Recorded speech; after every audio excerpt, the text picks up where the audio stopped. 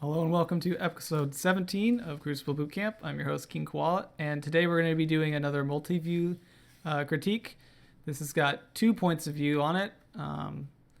Show favorite Namlet, our Titan extraordinaire, in the Crucible Radio Slack Scrim League finals on Anomaly against a guy named See You Never, also known as Crowther. The critique is going to focus primarily on Namlet, mainly because he's the one that sent it into me, wanting the critique. But I have some points for Crowther as well, but they're going to be much more general. I'm going to show you what it's going to look like. On the left here, this is going to be Namlet's point of view, and on the right is going to be Crowther. So a couple points that I'm going to make today primarily are going to focus on head-on pushes as opposed to pushes from a flank or from the side. There's going to be some really good examples of how to use Titan skating to counter push, and how to utilize that extra movement in order to outmaneuver your opponents and kind of get yourself in good positions to get those first shots off. And then also kind of the downside of sniping in sweats because of the speed of them. And issues that some classes have trying to keep up, especially if you're unfamiliar or uncomfortable with the speed at which the game is being played. So let's go ahead and get started.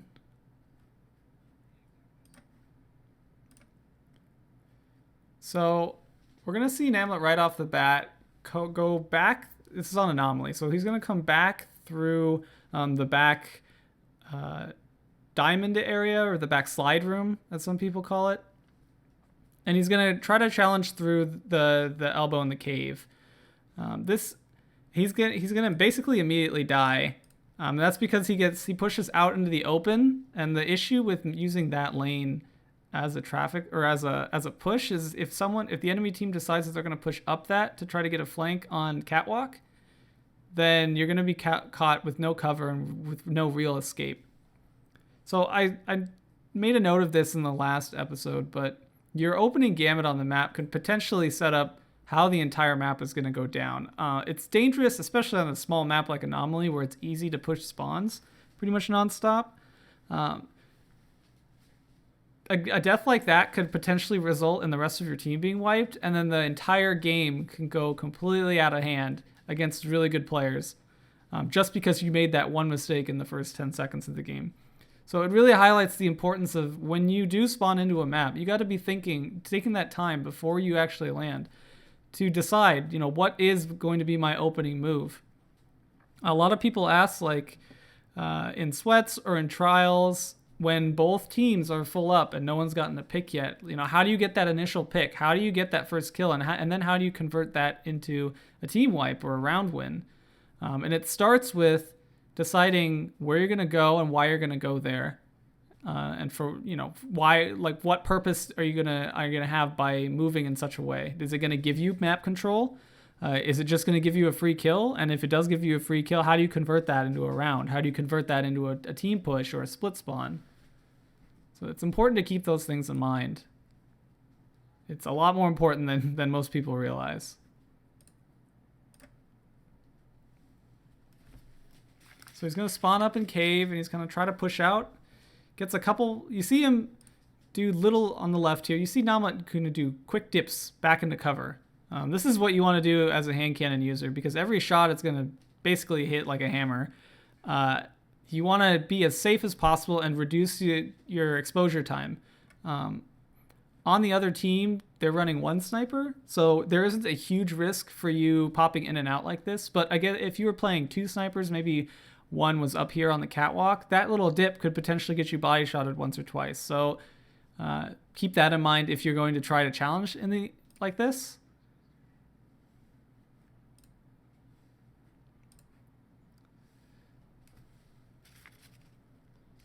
He's going to push back around a catwalk. He has a nice slide around the corner.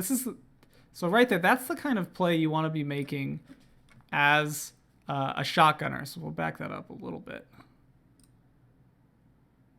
Oh, that's going to desync them. All right, hold on. Let me refresh this so they can resync.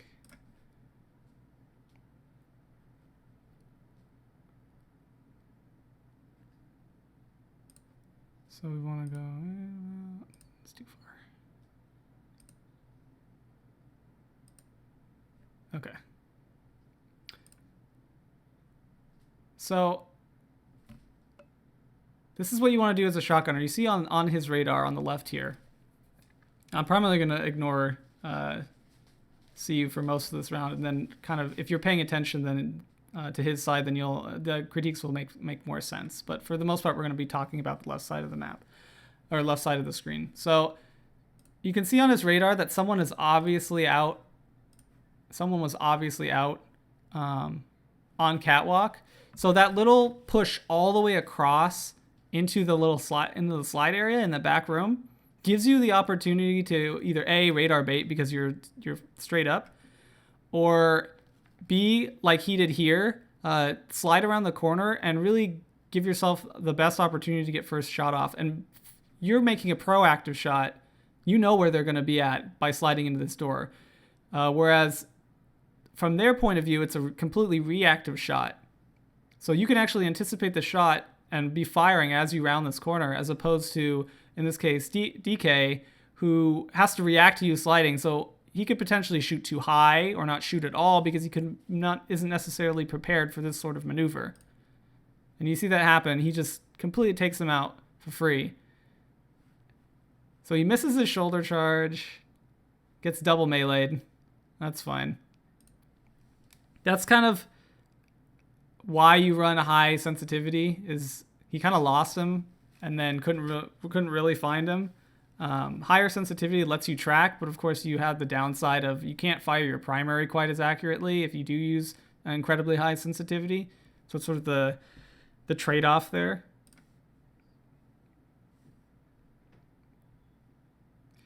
And another little issue with pushing into the ring like that is Anomaly has an interesting mechanic to it in that the ring spins around. So it creates dynamic cover. Every time you go into the ring, your safe range, the engagement space that you have that's safe and that isn't safe changes based on where the ring is and where you are in relation to the ring. If you're on top of the ring, you could potentially get picked off from one of the shelves, but maybe the ring's on the other side of the shelf, so you're completely safe and can still cover catwalk or table, which is where B flag is. That's basically the mid lane between rooms 1 and 2. So that the fact that it's dynamic means that at any given point on the map, you can use it to your advantage to cover different angles incredibly safely, or just scout. In the case of a Titan, you can use the ring as a skate point, so you can actually kind of bunny hop off that to move all the way across to push spawn. So it kind of goes against him because you see he can't, as the ring is swinging towards him, he can't really get underneath it to get it close enough for a shoulder charge, and he just barely misses the range on it. Crowther does a really nice thing, and instead of staying on the ground, he does have a last word. He's trying to disorient his aim by jumping into the air. And that's the power of playing as a hunter, is that you have that instant directional change, whereas if you're a warlock or a titan, you have that slight float where you don't quite get to that height when you really want to. So he just ends up getting double meleeed here. So that's really good usage of dynamic cover and kind of highlights how that engagement can go completely differently if that ring wasn't there as he skated at him.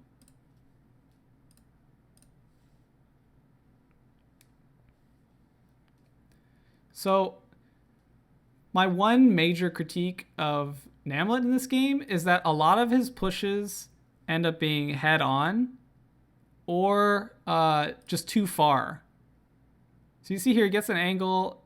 That peak there, you shouldn't, if you're absolute, and there's 2 there, you should not be peeking. You not be double peeking there. You're going to get body shotted. He's lucky that they didn't hit that last shot or you'd be dead. But as soon as you get absolute and you don't really have any opportunities for kills, just disengage. So aside from that, he does exactly that. He just disengages. And he ends up getting the guys trying to flank him because he's weak. This is the kind of play that you can make with a shotgun as you're weak. You're still incredibly dangerous, incredibly lethal with a shotgun. Pushing someone who's absolute with a shotgun is sort of like getting in the face of a cornered animal. Like, you have no idea when they're going to lash out. You know that if they do, you're probably done. And that's exactly what happens. So this is what I was talking about earlier about how he over pushes, he over commits. So I'm going to back that up a little bit.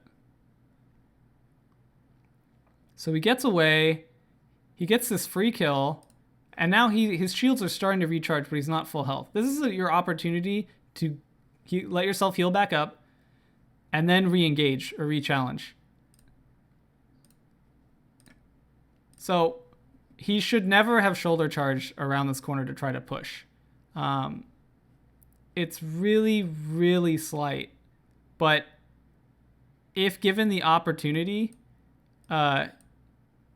you should try to actually slide around that corner. So as soon as he hits the ground here, he should be sliding around this corner. He has the shoulder charge primed. And the reason that you do that is you would slide shoulder charge towards DK in this case. And if your shoulder charge doesn't connect, then you're going to have your shotgun ready, because you can switch weapons mid shoulder charge and your weapon will be ready as you finish the animation. This is a really advanced move, but I personally feel comfortable telling Namlet this because for the most part, his movement is superb. And his gun skill is very good as well. So really, the things that you're going to be learning today are the next level. After you've sort of, you can fire your gun at max rate of fire and get kills when you need to. You know how to move around the map. You know how to predict enemy movement. But this is the little things that you can improve on that will basically turn you into a monster. So if he had slid, one, he's a smaller target, and two, he's going to close the gap at an angle that goes towards his opponent as opposed to away from his opponent. So he's going to have a better chance to line up his shotgun shot. And as you're going to see, he just completely whiffs the shot because he's way left wide. That engagement could have turned out very differently if he made that little adjustment.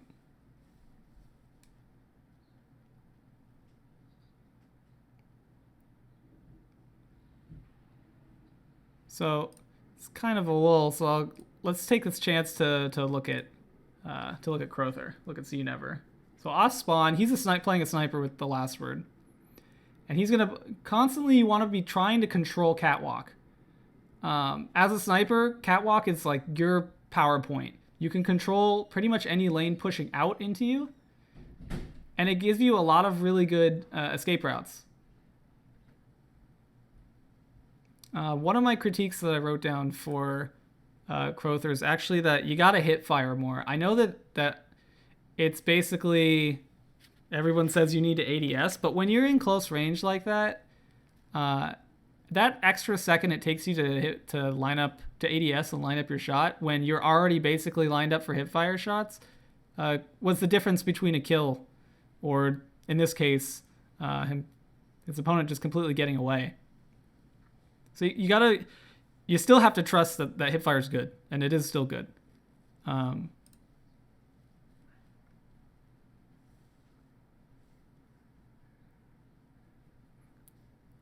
So again, Namlet's trying. He's off spawn. They just got a couple kills. He's trying to push towards where they're going to spawn at, and that's good. That's what you want to be doing.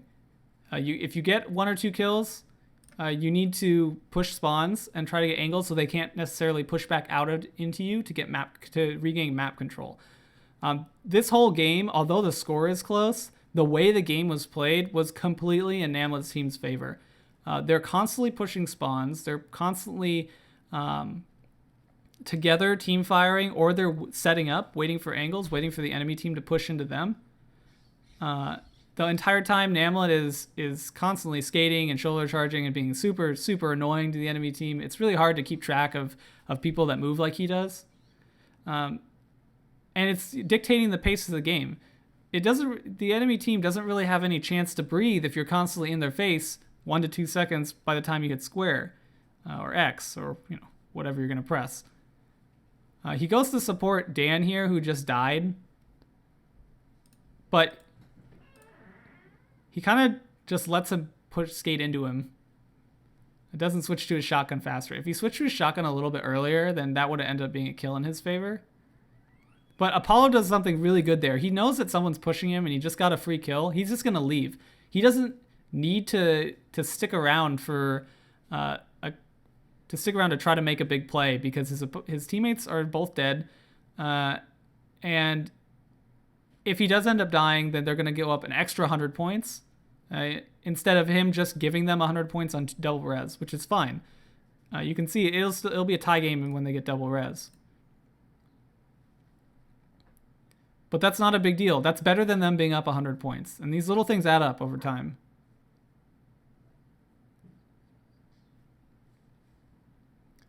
So just kind of communicating, trying to stick close to each other. He ends up getting Axion bolted, so he immediately disengages from his location and tries to wait out the Axion bolt and pushes from a separate angle. Just because you're Axion bolted doesn't mean you're useless. It does mean that you have to be aware that when you do engage, it could potentially turn into a trade if you engage too soon. Another thing you can do if you get Axion bolted is just let it float at you and then turn around and slide under it. It'll still do some damage, but it'll do much less. So in this case, it does do a little bit of damage. He tries to get a better angle because you can't really slide into someone at that angle if someone's going to team fire you from the corner. So he makes a nice little move around the slide.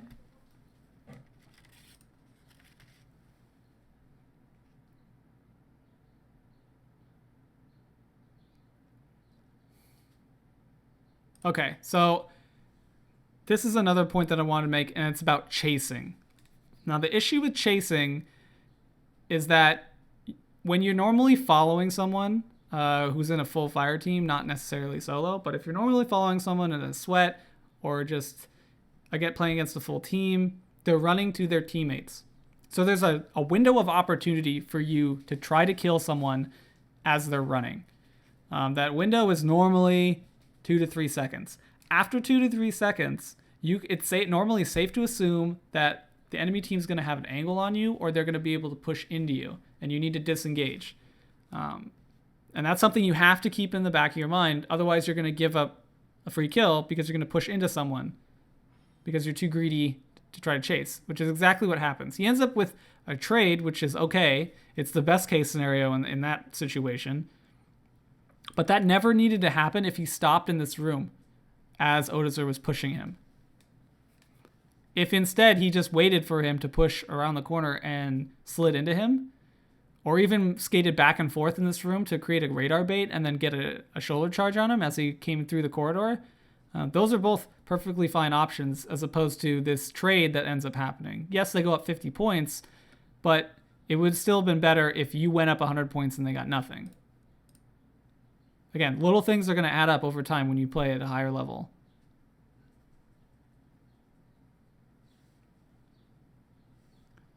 So when you chase, you don't want to do it for very long because you're going to end up getting baited into people.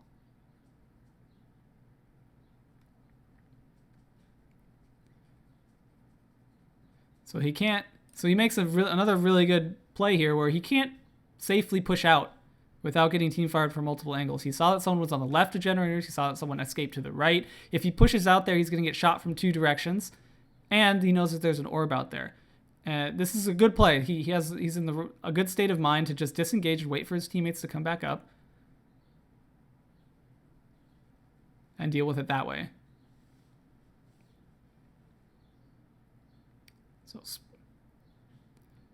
So that move right there is just so slick. You see that he doesn't have shotgun ammo. But he knows that someone's going to push him because they're out at generators. So he pushes to his teammate. Now he's close to his teammate. And he knows someone is up on shelf, so he's going to challenge there. And then he's going to go to try to get an angle. So he's going to skate through. And he knows someone's there. So this high glide as opposed to a traditional skate. The traditional skate, you're going to move laterally, almost completely parallel to the ground. He does a quick or a longer press on his skate. So it's going to give him air to properly challenge this if there was a sniper on the other side. So this is good for two reasons. One, he accidentally makes a really good play on Odozer. And two, if Odozer wasn't there and Crowther was sniping down this lane, he gets a good scout on that on Crowther, as well as being able to properly challenge if someone is down there sniping. Instead, he turns all the way around. You see he has a shoulder charge up. And he doesn't stay on the ground. He doesn't just sprint back at him. So not only is he going to get this kill, but he safely crosses the sniper path again. Even though Crowther isn't there, this is a good habit to have, is crossing these sniper paths in difficult angles, not head level.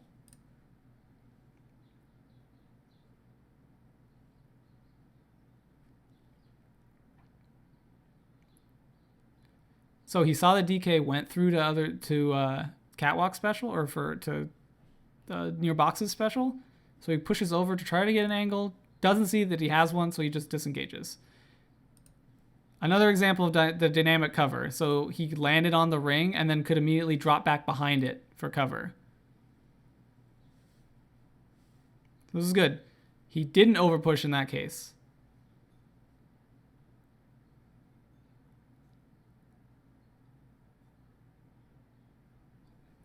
So he's pushing back around. He's trying to support his teammates who are already dead.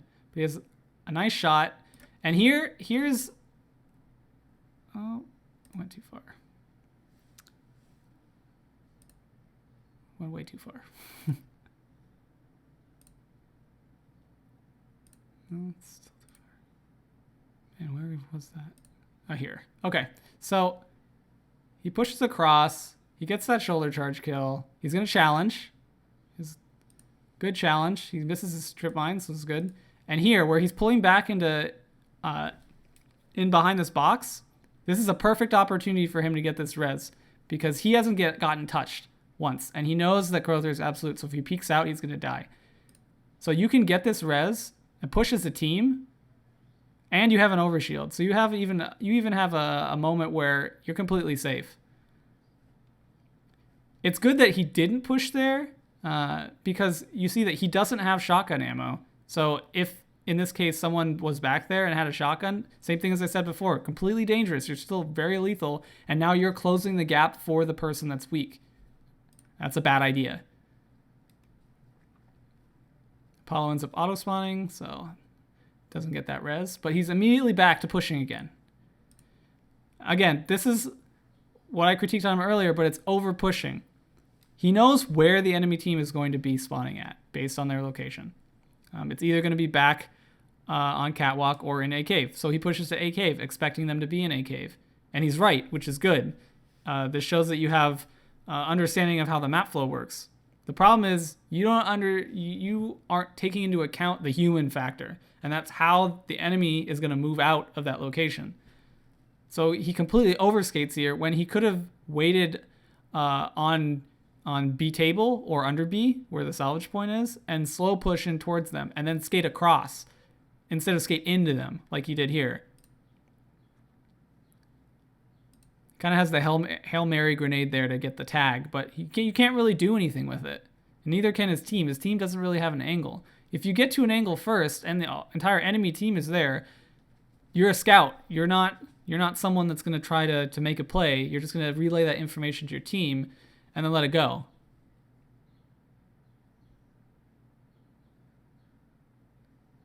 So Osman, he pushes back outside, gets that one-tap punch on Crowther, and he got one shot on DK, so he knows that he's at least, he's got about 120 health left in the corner. Again, no shotgun ammo, so it's really dangerous to push these players with shotguns. He should never have ran up this way. And if he did, it should be for the intention of using Smash. So luckily, DK ends up disengaging. Apollo ends up getting Nova'd. And here he makes a really, really sick counter smash. So I'm going to show that again because it's a really, really good example of how to pull people around a corner. So he knows that his teammate just got Nova'd in room 1. So he's going to push the table. But he doesn't have a great angle to challenge from here. He knows people are behind him and someone is over on the shelf to the right. So he's going to try to disengage. But he knows they're right behind him, so he just completely turns around and gets a double. And he gets a rescue mag proc, so that's really nice. That's just a huge win. Crowther ends up making a mistake here and popping Golden Gun. He says on comms it was a mistake. I tend to believe him. He's a very solid player. I don't think he would have really meant to pop it there, but he makes the big play and kills him. So again, another highlight of him just being way too aggressive. Oh, it could have been replenished too. Way too over aggressive and pushing head on. Those head on pushes are okay if you're running Juggernaut, because by the time you're head on, you've run within cover, so you can't necessarily be primary down. By the time that you are head on, you're close enough so that by the time they've actually primary down or secondary down your shield, you're going to be within slide shotgun range. But because he's not running Juggernaut, he needs to be sliding around those corners, ending or just getting a right skate lane to skate into him. Probably using shoulder charge as a short hop shoulder charge to skate at max speed on a horizontal line, just to get in within shotgun range, or just a body shot and a storm fist combo. But I'm gonna highlight the play he made on Odozer. It's really slight, so it's hard to miss. But he sees that Odozer is in room 2. And he knows that Odozer has a shotgun. He's weak, so he sees him backing up, so he says, oh, he's just gonna go to C or to A shelf, right? So he goes to A shelf. And he knows he's gonna be there, so he's just pulled him around. And he pushes back. And now he's ready, he's completely ready, because he knows that Odozer knows he's absolute. So he's going to be greedy for this kill. He also knows there's only one path for him to get this kill, and that's straight in front of him. So he's prepared for it. That was a beautiful play, followed by a really stupid mistake. But that play was really, really nice.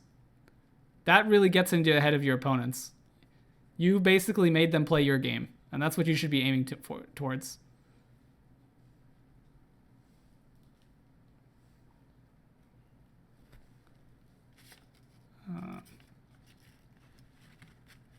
So nothing really of note happens for a while. They're just kind of pushing around the map. This is his primary. Again, they're dead. He's immediately pushing towards where they're going to spawn. This is a good push. He pushes all the way in because they ended up leaving. He tries to do a third-person check, which is good. Sees 2 people are back in cave. Throws a lightning grenade. Disengages. He doesn't need to challenge her because his teammates aren't close. That's good awareness.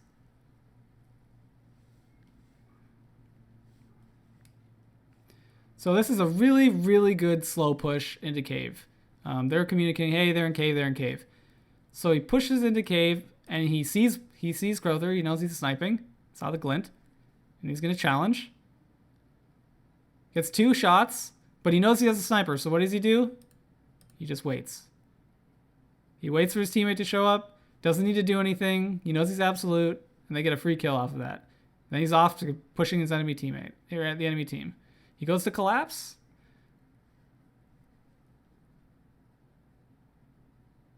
All right, so here's another example of he knows where the enemy player is going. That's good. But again, he disrespects or just doesn't understand what the enemy team or the enemy player is capable of doing. So instead of keeping himself at arm's length at someone who's weak to keep himself from being shotgunned, especially because he's already weak, he pushes into them. So right here, he sees that he's weak. He's got at least a thorn shot on him. And his skate is going to take him at least to the cubby. So he slides around this corner And this is when you should have your primary out. You should be switching to your primary right now. Not short hopping and trying to skate into him to get another follow-up shotgun blast. And he even has a lightning grenade up too, so he could have just whiffed a lightning grenade for a trade. And another little thing too is you don't need to ADS there when you're already within 1 hit range, and they're already weak. You can just fire your gun as fast as possible. You hit some 9s, so you know if you hit another set of 9s, even though I know that you're within 1 hit range there, he's gonna die. He's just gonna fall over. That little ADS, so you could try to get that extra distance to make sure you get the kill, ended up killing you in the end. So that's a little thing about shotguns that you have to be aware of, is that if you are completely in 1 hit range, if you're sliding into them, you don't necessarily need to ADS. You can keep that handling up so you can track your target properly.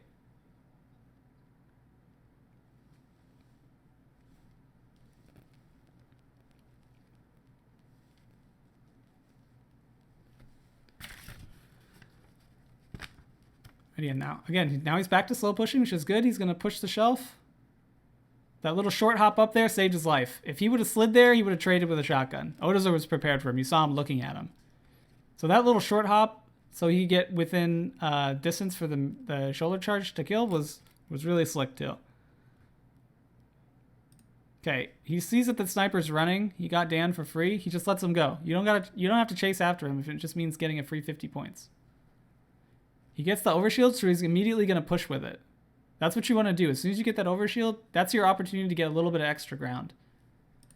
So again, he knows exactly where he's going to go. He sees it on radar, and he goes to cut him off. Now that you see 2 people here, you need to either be looking to disengage or looking to get a quick kill on the person that's likely full health, because Crowther's main concern is most likely going to be running away. If he's looking at you, kill the guy that's weak. If he's not looking at you, take care of the guy that is looking at you, because that's the immediate threat. Crowther, although he's the juicy target, he's no longer a threat anymore. He's taken himself out of the fight. So you want to focus on the people that are a threat to you, especially when you're at full health. That gives you time. Instead, whether this was accidental or on purpose, I don't know, but he's going to dip right back into cover and disengage. Unfortunately, he's just going to walk into DK's shotgun without shotgunning himself, even though he had it out. But knowing your escape routes like that as you are chasing is very important.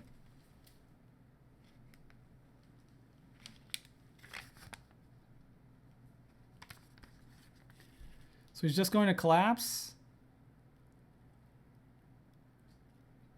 So they go to collapse instant again. He's going to try to push spawn. He's going to pick up the orb and try to push spawn.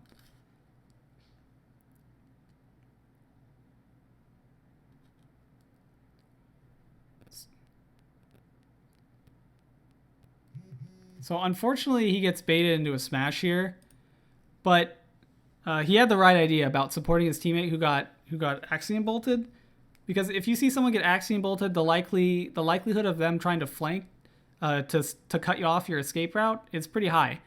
So he makes a really good play here. Unfortunately, again, he pushes too far out of cover. He could have waited and potentially baited out that smash or gotten to a primary fight instead of ultimately getting just smashed for free. So they end up getting wiped. If I'm the enemy team, this is my opportunity to push spawns, which they're attempting to do. And Namlet's team is really good and just waits. It's okay to let the enemy team set up if it means that you're not being pushed in your spawn. It gives you a chance to breathe. So 2 of them die again. They just push out too far.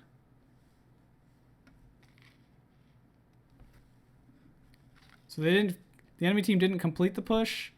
He gets a nice double here. He's going for the triple. Finishes that one off. And again, no time to celebrate. All the way back to pushing again. He knows it's going to be AK, so he's already going to push A cave.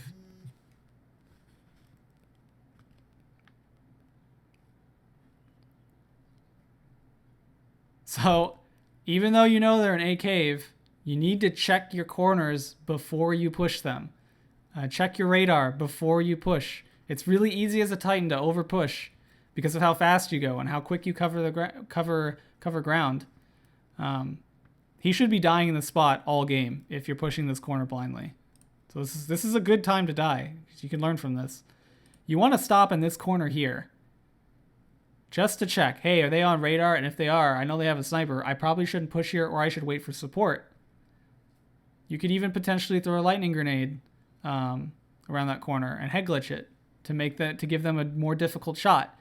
Instead, where you died, right in the middle of the hall, completely out of cover. You notice that I've been saying the same thing all the time, and this is just something that everyone does, but especially Titans because of the nature of skating. It's the hardest thing to learn is how to not over push. But really it just comes down to playing slower. And that sounds dumb because you're a Titan. You want to play really fast. You want to be really aggressive. But playing slower gives you an opportunity to find those angles that you're missing. That was a good example of he did get that kill without ADSing. Those are the kind of shotgun kills when you're in range like that, you just take the shot. He doesn't kill Odozer outright, but he makes a really good play knowing that, hey, Nova Bomb damages the enemy and I know my enemy is at half health. Nova Bomb's likely going to kill him. So he pushes point blank so that the explosion takes him with him. I mean, it's unfortunate that he dies, but that's a very nice play. So he pushes out and instantly gets pulled absolute with Thorn. When you get hit with Thorn, they know where you're going to be. They can see the dots ticking. So because the enemy team knows where you're going to be, you need to assume they're going to charge you head on. If they are charging you head on, you do not push back out into them. You just run away. You should never be challenging with a shotgun that far away with a shot at half health anyway. Because at best, it's going to end up in a trade. You never want to be trading. You always want to be winning. You always want to be getting the kill clean and being able to get away if you can. Again, just the product of you need to play slower. And respect what your opponents are capable of doing. Maybe that's just unconscious on that part, and you don't. I don't think that he legitimately just doesn't respect the enemy, but he definitely doesn't realize what they're capable of. It's just the next level of thinking. You know what you want to do, and you know where they're going to be, but you don't know what they want to do, and you need to counter what they want to do. That's the next level. You can do whatever you want to do, but you should do that in such a way that it stops the enemy team from doing what they want to do.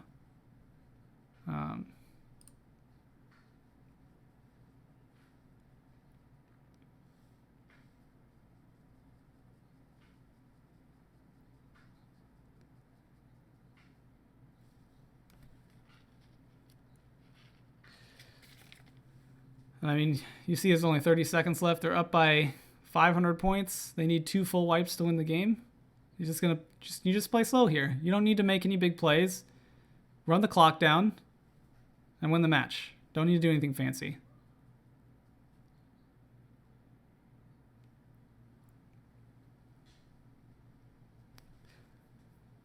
That's pretty much it. They're just going to wait out their res timers and win. So, we'll go over. So the major takeaways from Namlet is really you do just one too many head-on pushes. I counted, you died about 9 times. 9 times from head-on pushes. In a game this close, you could have crushed them. I mean, winning by 1,000 points is really good, especially in a sweat. Most sweats end within, like a 500 point delta.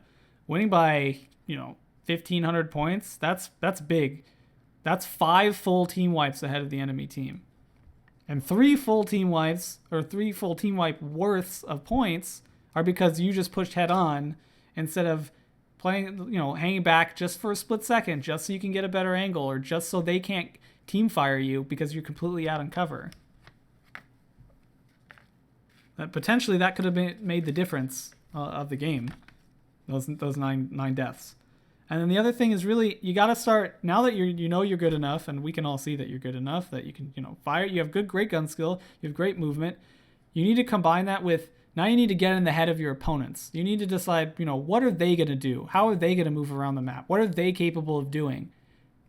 And then move to just be there when they want to do it. Let them do what they want to do, but be the one to stop them. Again, I said that I wasn't really gonna critique Crowther, but I still wrote down some tips for him. He's a friend of the show and a friend of Crucible Radio, so I'm not gonna leave him high and dry. But I felt like he was too focused on constantly rotating to keep up with his team instead of setting up for angles. You notice that during this game, Apollo, who was sniping Namlet's team, he wasn't necessarily moving out past the mid lane very much, except for full team pushes or if they got a pick and he needed to help clean up or help push. Most of the time he was just waiting for a pick or waiting for Namlet to get in position or just getting a pick himself with the sniper. Whereas I noticed on Crowther, it was too much of a focus on being there to support teammates when you're just as supportive if you can get a body shot or even a free kill on someone if you're controlling that middle of the map. That middle of the map being the catwalk or table. Either of those, or even just hanging out on ring and just swinging around, covering different angles as it goes around. Yes, you're exposed, but if your teammates are pushing forward, that exposure goes down as time goes on, as the ring spins around, because of where your teammates are in comparison to where the opponent is. There were a few times that he didn't really punish the overly aggressive pushes of Namlet. And that was simultaneously an issue, but just you should be hip firing sometimes. And you were just kind of out of position trying to move. He moved through the bottom of the ring a lot. And that's the one place you don't want to be as a sniper on this map. You pretty much never want to be under the ring unless you're trying to run away. If you're trying to move across the map, you want to be on top of the ring or around the ring, never underneath it. Because by being underneath it, you basically say, I don't have a sniper anymore. I no longer have a secondary. Whereas if you're moving around it, that gives you a chance to actually pull out your sniper and get decent angles. Obviously, again, with the dynamic cover of the ring, it's going to affect when you can snipe across from A shelf to C shelf, or across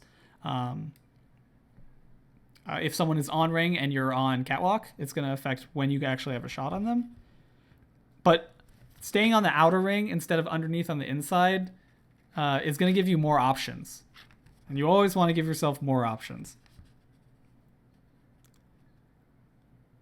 And really another big thing was Crowther held on to his second super for 3 minutes. As a gunslinger, your super is the best one in the game. And on the enemy team, if you're using your golden gun properly, the only super that's going to stop you is tether. If you pop your golden gun and you get smashed, you deserve to get smashed because you pushed into a choke point and you had no idea where they were. Even if you only get one kill, that one kill, your team can normally convert into a push, or at the very least, especially in this game, into map control. And Crowther's team end up losing control of the map very early on because of how fast the enemy team was getting to their spawn. They made a lot of mistakes pushing too far, which they capitalized on, which is why the score ultimately ended up being so close. But your super can give you breathing room to reset the pace of the game, to decide, hey, now's my chance I'm going to pop my super. Maybe I'll get one kill. Maybe I won't get any, but I'm going to regain control of this map. I'm going to go set up on catwalk. I'm going to go set up on in one of the room 1 or 2. I'm going to go set up on table. I'm going to go run on the ring, and I'm going to decide, where the enemy team can push and where they can't. I mean, obviously you can't cover every angle, but you can shut off ones to the enemy team and try to slow the game down back to where you're comfortable again, and then you can turn the pace back up, and you can decide when spawns are being pushed and when they're not being pushed.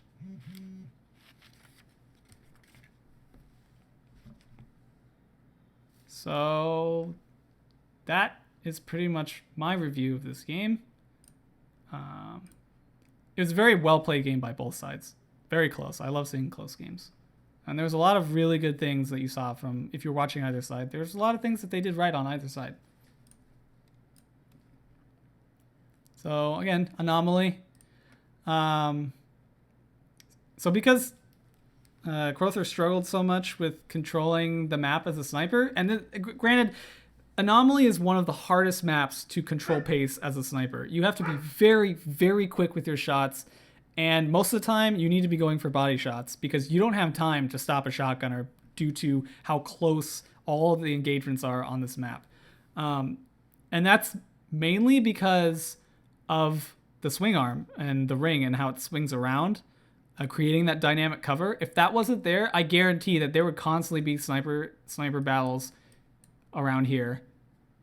Even underneath here, there's constantly going to be sniper battles here if this ring is no longer there. If it's just the Anomaly in the center and there's no swing ring, you can't be pushed by a shotgunner through the middle of the map because it's completely open.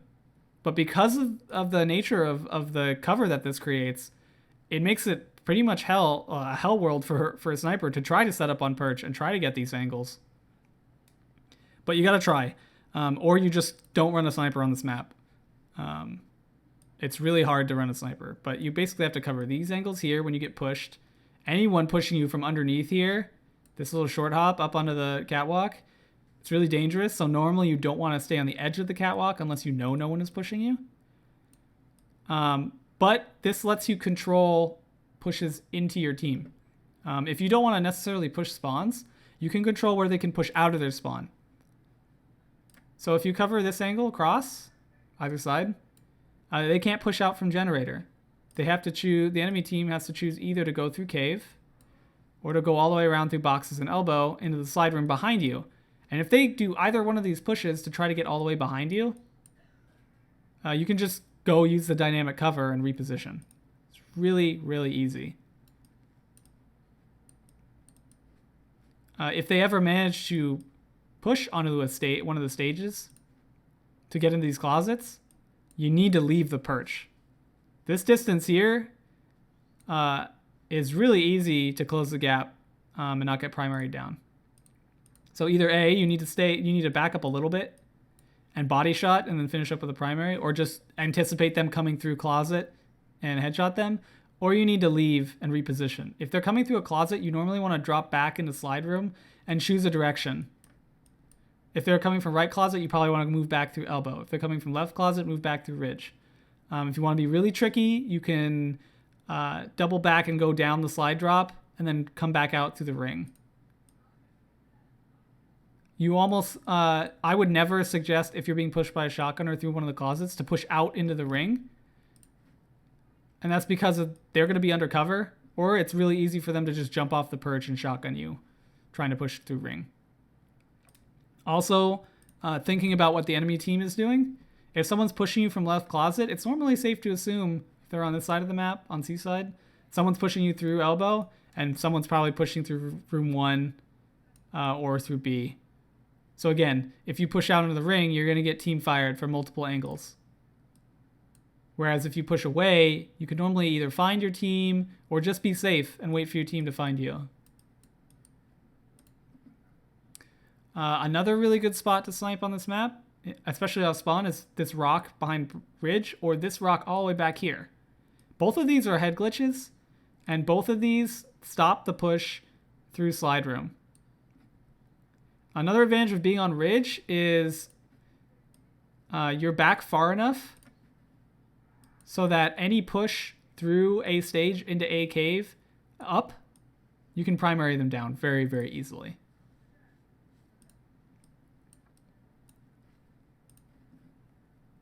Back generator, I barely see anyone go back here, but actually if you stand on back generator, you have an angle on shelf on either side. Namely on the two popular spots to snipe on, these areas right next to the little scaffolding, so you can use it as cover. You have a shot on them, at least a body shot. And a body shot alone should be enough to discourage them from perch, which gives your teammates free reign to push out into the ring and utilize shotgun pushes. You should be checking here at least. if you're a sniper. Come to back generator, check to see if either anyone's, covering with a pulse rifle or scout rifle or just another enemy sniper. And get a shot off on them or make them afraid to go there. If you actually kill them from back generator, be aware that you probably should wait on heading back there because they're going to anticipate you being there. But the good thing about them anticipating you being all the way back on generator is you can push up onto B ramp and use the B ramp head glitch to challenge the same spot. So now you've shot from two, you've killed them from two separate angles. They don't necessarily know which one it's going to be. So you've essentially created a 50-50 in your favor. It's probably like a 70-30 because they have to decide, hey, it's going to be one of these two locations, and you have to decide, hey, it's only going to be one. They're going to be right here. Or they're going to be right here. It's going to be very simple for you to challenge that, and it's going to be stressful for them to pick the right one to challenge you back. Other really nice sight lines are from elbow down into C trucks. And if you come up onto the boxes here, you can see heavy. So on trials, you can come up onto boxes and snipe heavy. This is a nice angle to have. This angle here, it's really nice to have because if your team is pushing from catwalk, you can support them if anyone pushes from generators through into your field of vision.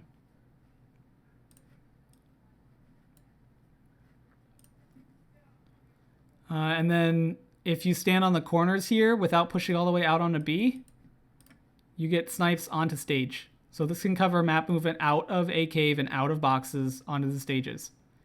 I like this spot a lot on trials because it cuts off enemy movement.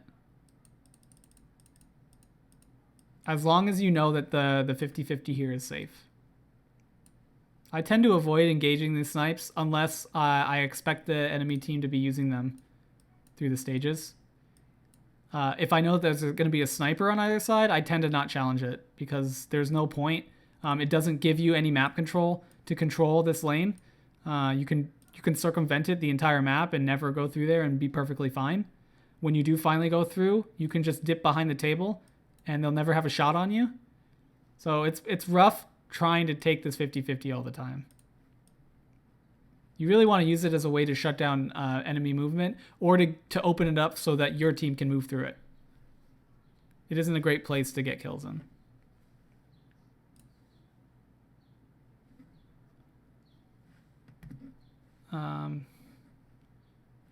So I have some announcements to make, but as usual, we'll make the normal ones. If you have gameplay that you want to be critiqued,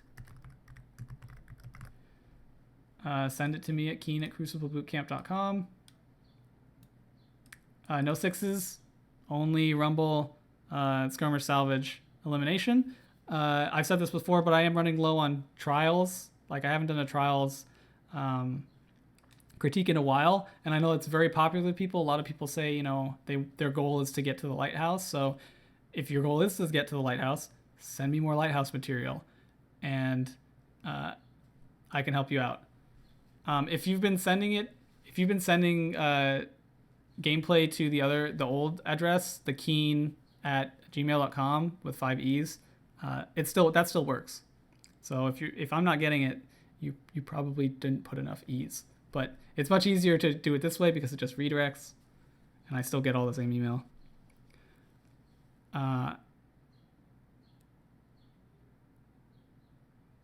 What else? So announcements. I've been working on figuring out how to get the show supported because I would like to get things like a webcam so you guys can see me be disappointed at you when you make poor plays. A capture card so I can actually start streaming in high quality because the PS4 just isn't cutting it for me. A whiteboard because a lot of these things that I'm doing, you see me draw on occasion. If you watch the show for a while, the idea of shotgun distance and where you need to be. I want to get a whiteboard so I can actually just cut to a camera and show you on the whiteboard. It's a lot easier than me trying to fiddle with a mouse. And then just basic upkeep. I'm planning on doing a lot of shorter. I have a lot of ideas that I want to do for shorter videos. but I need video editing software for that, and I want to get the good stuff. So I want to get Adobe Premiere. That's, it all costs a little bit. So I created a Patreon account. So you can go there and support me, and I'll pull it up right now. So it's patreon.com/Crucible Bootcamp. And if you don't know how Patreon works, it's like Kickstarter. It's crowdsourcing. You can donate. There's different ranks for you to donate at. You can see, why I'm here, the purpose of it for. But the rewards are varied. So some of the little videos that I want to do are people that back me. You get Q&A sessions that I'll make a video just for the people that are backing me.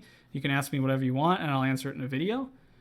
You're going to get access to any of the patron posts that I have. In addition to Q&A sessions, I'm going to produce some behind the scenes stuff, like how I actually decide on what I'm picking, or how I produce everything, what it looks like, my setup and all that stuff. So that's a $1 pledge. This is per month, and you can cancel at any time. The rewards, if you do decide to back me, don't go until the 1st of September. So that gives you time to decide, hey, maybe, I don't want to give him my money. That's fine. You can cancel. And then it's recurring, so you can cancel at any time. You're under no obligation to continue to support the show. So you have the $1 for the normal access to the Q&A and some behind-the-scenes stuff, some little videos. $5, which is basically the same as a Twitch sub. You get to play with me. I'm going to have patron nights for patrons only. All stuff, PvE and PvP. $10, I'm going to do giveaways. So the first giveaway I'm going to do is next month for September, and I'm going to buy the Destiny Control Freaks. So that'll be the first giveaway. And you get all the rewards of the lower tiers as well. $20 is you are a producer of the show. So at the end of every month, I will have a thank you at the end of the video that I'll post on YouTube that has everybody's names if they want to say, hey, I supported the show, and here's my name. You can, and I'll read them off and all that stuff. If you don't want and it's with your permission. So if you don't want your name shown, you just want to be anonymous, that's fine. Let me know. But the most important thing about the support is something that a lot of people have been asking me about, and that's personal tutoring. So if you want personal tutoring, there are 2 ways to do it. The first way is through Patreon. Right now, there's a limited time or a limited number of people for reduced rates. So I'll tell you up front, my rate for tutoring is $35 an hour. But right now I have open spaces. There's 8 left, as you can see, for $25, and you get 1 hour of tutoring for the month. If you want more, then we can discuss that. But in addition to, you get thanked for being a producer, you get entered in the giveaways and raffles and free swag. You get the Q&A session, and you also get 1 hour of tutoring scheduled with me. It's just like a Crucible Bootcamp, except instead of me talking at you, we'll go over Skype, you'll send me some information, and we'll talk it out. And I'll be able to give you immediate feedback and answer your questions immediately. So there's only 8 spots left for that one. And there's only 2 spots left for the 50 per month, which is 2.5 hours. So you get an extra half hour. And then obviously it gets pricier. It really depends on how much tutoring you want, or how much you feel like supporting the show. But if you're a PS4 user, then if you pledge $100, then I'll give you 2 hours of tutoring and 1 hour of share play tutoring, which means I'm not going to play for you, but you're going to play, and I'm going to be right in your ear telling you, hey, go here, go there. This is what you can do here. These are some things you can think about. And it'll just be like coaching at that point, just a little koala in your ear. The really expensive ones, if you have a company and you want to support the show, there's 3 spots for companies or people that want to produce the show to sponsor the show for the whole month.